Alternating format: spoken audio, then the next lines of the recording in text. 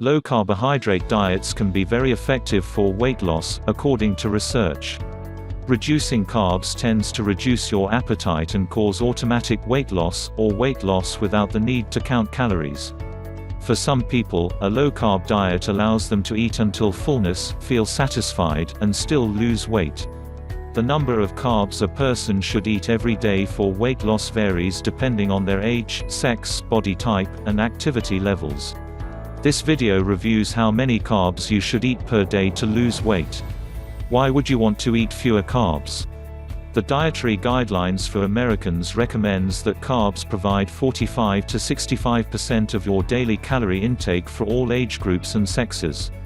According to the Food and Drug Administration (FDA), the daily value (DV) for carbs is 300 grams per day when eating a 2,000-calorie diet.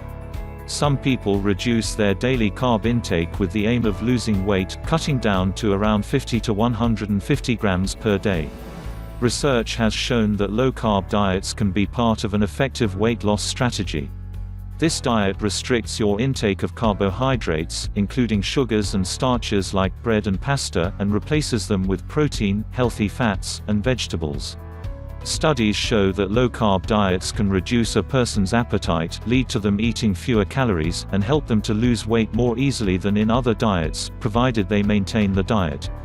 In studies comparing low-carb and low-fat diets, researchers need to actively restrict calories in the low-fat groups to make the results comparable, but the low-carb groups are still usually more effective. Low-carb diets also have benefits that go beyond just weight loss. They can help to lower blood sugar, blood pressure, and triglycerides. They can also help to raise HDL, good cholesterol, and improve the pattern of LDL, bad cholesterol. Low-carb diets often cause more weight loss and improve health when compared to calorie-restricted, low-fat diets that many people still recommend. There's plenty of evidence to support this idea.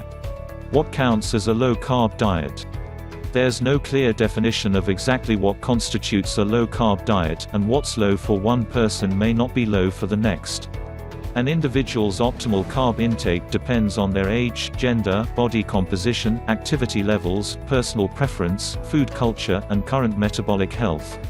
People who are physically active and have more muscle mass can tolerate a lot more carbs than people who are sedentary. This particularly applies to those who do a lot of high-intensity exercise, like lifting weights or sprinting. Metabolic health is also a very important factor. When people develop metabolic syndrome, obesity, or type 2 diabetes, their carb needs change. People who fall into these categories are less able to tolerate a lot of carbs.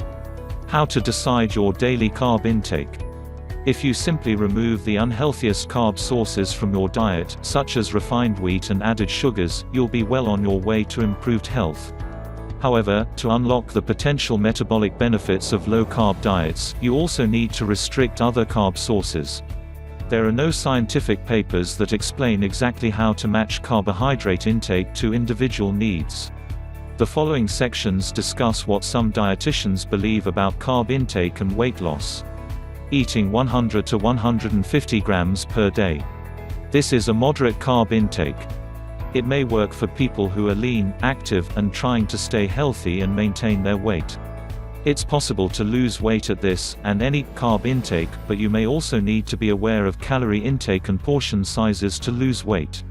Carbs you can eat include all vegetables, several pieces of fruit per day, moderate amounts of healthy starches, like potatoes, sweet potatoes, and healthier grains, like rice and oats.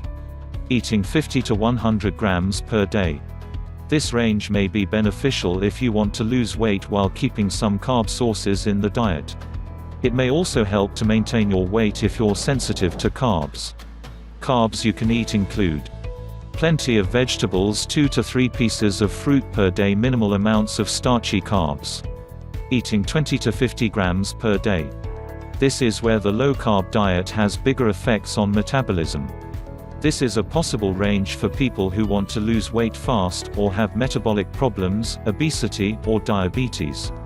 When eating less than 50 grams per day, the body will go into ketosis, supplying energy for the brain via so-called ketone bodies. This is likely to dampen your appetite and cause you to lose weight automatically. Carbs you can eat include plenty of low-carb vegetables, some berries, maybe with whipped cream. Trace carbs from other foods, like avocados, nuts, and seeds. Be aware that a low-carb diet doesn't mean it's a no-carb diet. There's room for plenty of low-carb vegetables. It's important to experiment. Each individual is unique, and what works for one person may not work for the next. It's important to do some self-experimentation and figure out what works best for you. If you have type 2 diabetes, talk to your healthcare provider before making any changes, because this diet can drastically reduce your need for medication. Types of carbs and what to focus on. A low-carb diet isn't just about weight loss, it may also improve your health. For this reason, the diet should be based on whole, unprocessed foods and healthy carb sources. Low-carb junk foods are often unhealthy. If you want to improve your health, choose unprocessed foods such as lean meats, fish, eggs, vegetables, nuts, avocados, healthy fats. Choose carbohydrate sources that include fiber. If you prefer a moderate carb intake, try to choose unrefined starch sources, like potatoes, sweet potatoes, oats, and brown rice. Added sugars and other refined carbs are always unhealthy options. It's recommended that you limit or avoid them. Low-carb diets help you burn fat. Low-carb diets greatly reduce your blood levels of insulin, a hormone that brings the glucose from carbs into the body's cells. One of the functions of insulin is to store fat. Many experts believe that the reason low-carb diets work so well is that they reduce your levels of this hormone. Another thing that insulin does is to tell the kidneys to retain sodium. This is the reason high-carb diets can cause excess water retention. When you cut carbs, you reduce insulin and your kidneys start shedding excess water. It's common for people to lose a lot of water weight in the first few days on a low-carb diet. Some dietitians suggest you might lose up to 5 to 10 pounds, 2.3 to 4.5 kilograms, this way. Weight loss will slow down after the first week, but your fat mass may continue to decrease if you maintain the diet. One study compared low-carb and low-fat diets and used DEXA scanners, which are very accurate measures of body composition. The low-carb dieters lost significant amounts of body fat and gained muscle at the same time. Studies also show that low-carb diets are particularly effective at reducing the fat in your abdominal cavity, also known as visceral fat or belly fat. This is the most dangerous fat and is strongly associated with many diseases. If you're new to low-carb eating, you'll probably need to go through an adaptation phase where your body is getting used to burning fat instead of carbs. This is called the low-carb flu, and it's usually over within a few days.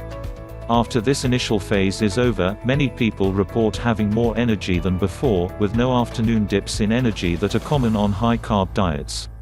Before starting the low-carb diet, try tracking how many carbs you eat on a typical day and whether they're healthy or unhealthy. A free app can help. Because fiber doesn't really count as carbohydrates, you can exclude the fiber grams from the total number. Instead, count net carbs. Using this calculation, net carbs equals total carbs, fiber. If you're not losing weight or weight loss slows down during the low-carb diet, check out these possible reasons why. One of the benefits of low-carb diets is that, for many people, it's easy to do. You don't need to track anything if you don't want to. Just eat some protein, healthy fats, and veggies at every meal. Include some nuts, seeds, avocados, and full-fat dairy products. Also, choose unprocessed foods.